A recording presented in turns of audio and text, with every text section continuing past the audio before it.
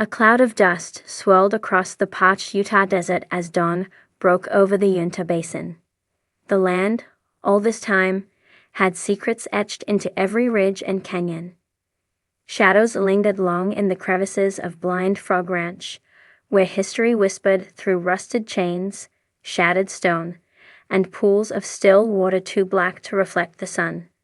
Here, the unknown ruled. At the edge of the ranch, a cairn stood, a small pile of stones, weathered and deliberate, unmistakably placed by human hands. No GPS coordinates had led to it. It wasn't marked on any of the historical records or treasure maps analyzed over the past year. And yet, it was here. Towering just enough to catch the morning light, the cairn jutted from the dust like a signal or a warning. The team, hardened by months of misdirection and false leads, had grown skeptical of surface-level signs. But the stones were stacked with symmetry, too carefully balanced for a random formation.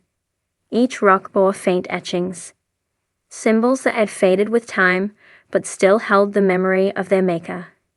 This wasn't a natural outcrop. It was intentional. The geology team swept the area with GPR. The subsurface scanner lit up immediately.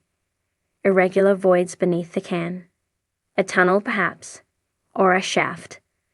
Under layers of sandstone and clay, something unnatural was embedded, just beneath the reach of the sun. The team logged the scan. The signature was similar to the voids found weeks earlier near the submerged cavern, where the chain had been pulled from the darkness like a serpent from the deep. But this was different. This was drier, older, untouched by water or time. They dug carefully. Each inch closer brought denser rock, harder soil. As they worked, strange patterns emerged in the dirt. Crushed turquoise beads, rusted nails, a fragment of leather too fine to be cowboy hide. These weren't artifacts of recent ranching. They were older, much older. Spanish, perhaps, or even indigenous, dating back before the conquistadors ever crossed the desert. By the third day, the team struck wood. Blackened, rotted but unmistakably hewn. A timber support. A shaft, descending. The camera rig was lowered. Darkness swallowed the feed until the floodlights flicked on. The tunnel was narrow, lined with beams reinforced by hand-cut stone. The craftsmanship was meticulous. Primitive, but precise. Then came the anomaly, the glint of metal. Half buried in sediment, just beyond the camera's range, a reflective surface flashed in the light. Not rusted like iron, not dull like bronze. This was polished. A plate. A lid. They sent the probe deeper. Static filled the feed. Electromagnetic interference surged. Inexplicable, sudden. The feed blinked out. Another cairn appeared 2 days later. Not found, but revealed. Unearthed by a flash flood that cut across the southern ravine. This one was larger, more complex. Rings of stone encircled the central pile, like some ancient compass. Each ring bore small carvings, arrows, spirals, crescents. The symbols matched the etchings found on the first cairn. The connection was undeniable. The symbols were catalogued and sent to linguistic experts. The analysis returned inconclusive. Not Spanish. Not Native American. Not known. But a pattern emerged. A sequence. A direction. The cairns were markers. Not just waypoints, but part of something larger. A code, perhaps. A map, written in stone across the desolate expanse of Blind Frog Ranch. The days grew stranger. Drones lost power mid-flight. Batteries drained inexplicably. Compasses spun without cause. Animals avoided the area. Even the cattle refused to graze near the cairns. Something pulsed beneath the surface.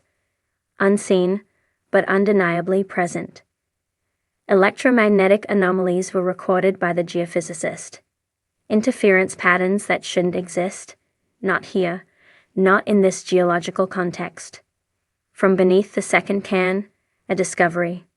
A vault, sealed with lime mortar, unlike anything used in modern construction. They broke through carefully. Inside, the air was still, heavy, preserved. Dust motes floated like spirits in the floodlight beam. Along the walls, faint paintings, red ochre figures holding spears, guarding what looked like a golden disk. Beneath them, an inscription, spirals converging to a single point, a symbol that mirrored the final stone in the Cairn's apex. They were close, too close. Within days, equipment malfunctioned en masse. LiDAR stopped working. Data drives corrupted overnight. One of the field trucks refused to start despite a full diagnostic. Batteries drained without explanation. The crew grew restless. Some whispered of curses, others of surveillance. Had someone, or something, been watching them all along? The third cairn was unlike the others. Found deep in the Box Canyon, its base was submerged in a shallow pool fed by a trickling spring. Here, the rock was different. Volcanic, imported. A stone from elsewhere. Not how it arrived here, no one could say. It was under this cairn that the biggest discovery came. Another tunnel. Deeper. Older. Carved not by hand, but by fire or force. Scorch marks clung to the walls. A layer of ash lined the floor, long settled and untouched. Here, the air tasted metallic. The instruments buzzed. And there, at the end of the tunnel, partially buried in slag and stone, a chest, iron-bound, heavy, ancient. They didn't open it on sight. Transported under guard, the chest was brought to the mobile lab near the ranch house. The wood was petrified. The lock fused with age and corrosion, but it wasn't sealed with a key. Instead, a combination of pressure plates and symbols. The same symbols from the cans. It took hours, guided by pattern recognition software and intuition. And then, the click. The lid creaked open. Inside, gold, but not coins, not jewelry. Tablets. Thin sheets, engraved with intricate patterns, spirals, glyphs. A language unknown. Each plate shimmered faintly, as though alive with static. Alongside them, a sphere, crystalline, perfectly symmetrical, humming with a low vibration. This was no Spanish treasure, no outlaw loot. It was older, stranger, purposeful. Experts were flown in. Geologists, linguists, physicists. None could identify the sphere's material. It wasn't quartz. It wasn't glass. It reacted to magnetism but resisted heat. The glyphs on the tablets resisted translation, but a few matched carvings found deep in Mayan ruins, from thousands of miles away. The cans were leading to something much greater than gold. A signal was detected from the sphere. Not radio. Not infrared. Something else. A pulse. Repeating every 7 seconds. The waveform didn't match anything in the database.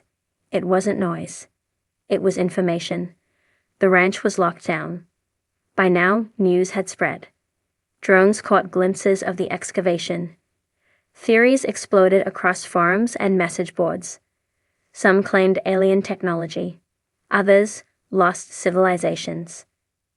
Government agents appeared quietly, observing without interfering. More cans were discovered over the following weeks, each one aligned with the last, creating a spiral across the land. A spiral matching the one etched into the vault wall. A map, drawn not on parchment, but across the land itself, and at its center, the deepest void yet detected. Dust spiraled through the golden rays of morning light as the ATV rumbled over the uneven trail, tires clawing through sagebrush and sandstone. The landscape yawned open, raw and ancient, northern Utah at its most secretive. Tucked in a forgotten fold of terrain, Blind Frog Ranch brooded in silence, its secrets long buried beneath centuries of mud, stone, and myth. The sun crested the hill, casting long shadows from the barbed wire fences and skeletal trees.